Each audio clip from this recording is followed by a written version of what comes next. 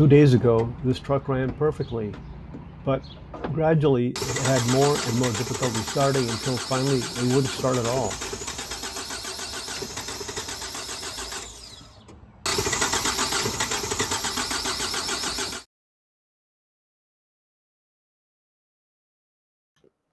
According to the code reader, there's nothing wrong with this truck.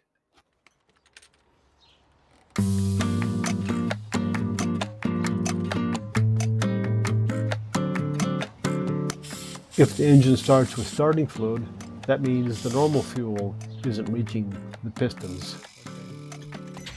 My helper continued to spray starting fluid into the intake while I cranked the engine over, but it never started, so that probably means fuel starvation is not the problem. Next, we'll check for spark.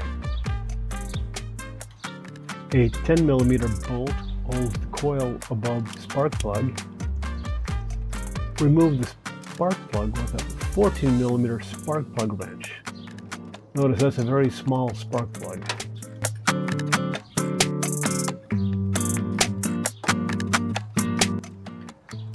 Plug the spark plug back into the coil and connect the threads of the spark plug to the negative terminal of the battery.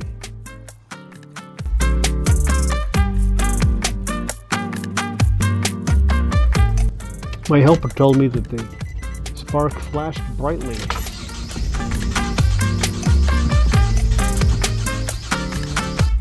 So here's what we know.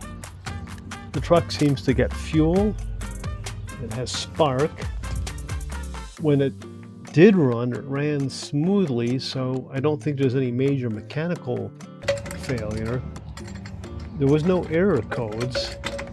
But it seems like the truck doesn't know when to spark and when to send fuel into the pistons. So it creates those things, but not at the right time.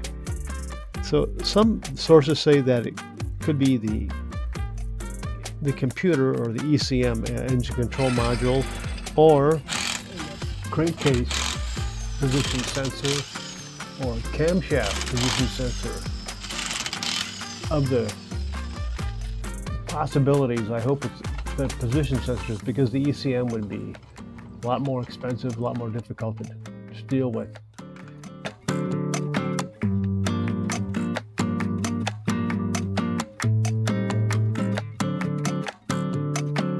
Might as well be comfortable.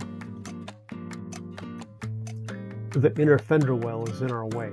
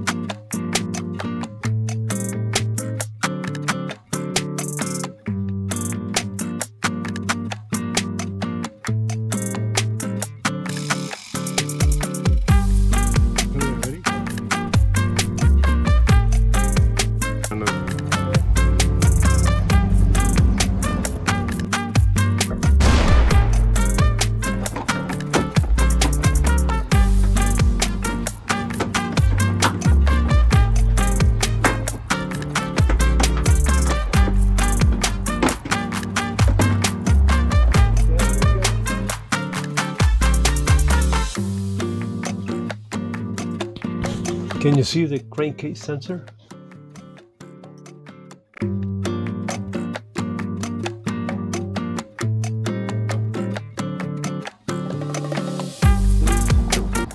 Disconnect the battery before working on electrical components.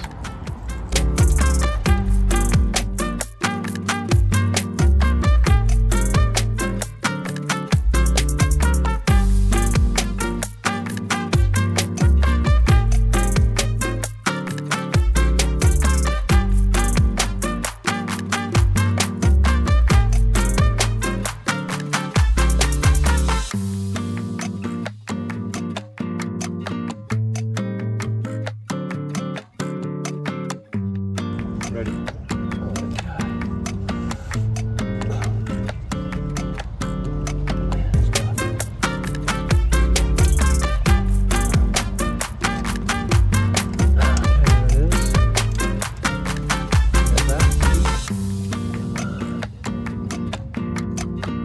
Use a different shape tool.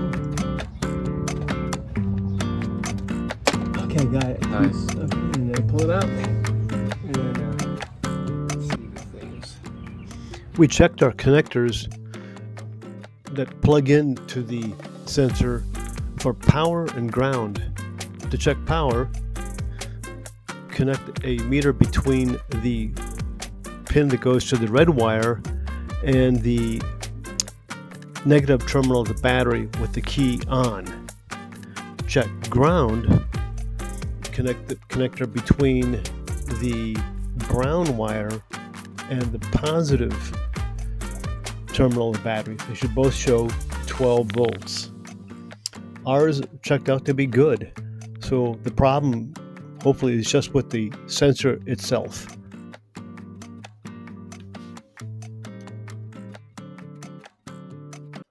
That's the cavity into which the crankcase position sensor fits.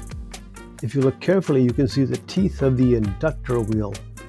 It's the movement of those teeth that the sensor detects and then sends that information to the ECM or engine control module. The new sensor is on the left and the old sensor is on the right.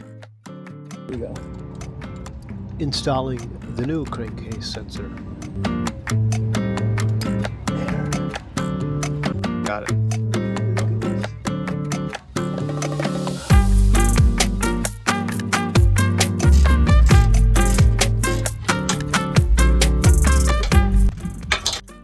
Replacing the camshaft sensor.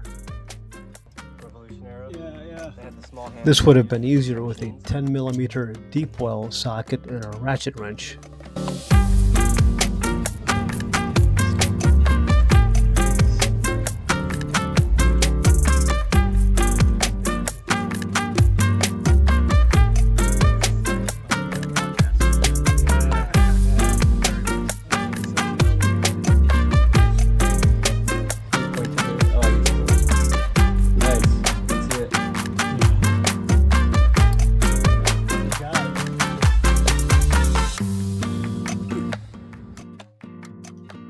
Here are the old and the new cam sensors.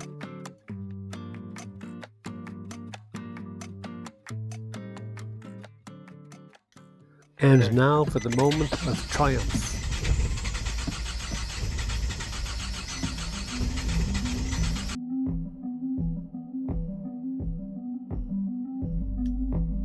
What happened? We were utterly convinced the cam sensors are the source of our problems. We pulled our glass rectangles from our pockets and consulted various oracles. We learned that the aftermarket sensors may not work as well as the official Nissan sensors, which are made by Hitachi. The problem is they cost about 4 times as much. So rather than $60 on sensors, we now are going to have to spend $250 and hope that that is indeed the source of our problems. Bad sensors out of the box. We removed the inexpensive sensors from the auto parts store and replaced them with the Nissan sensors from the Nissan dealership.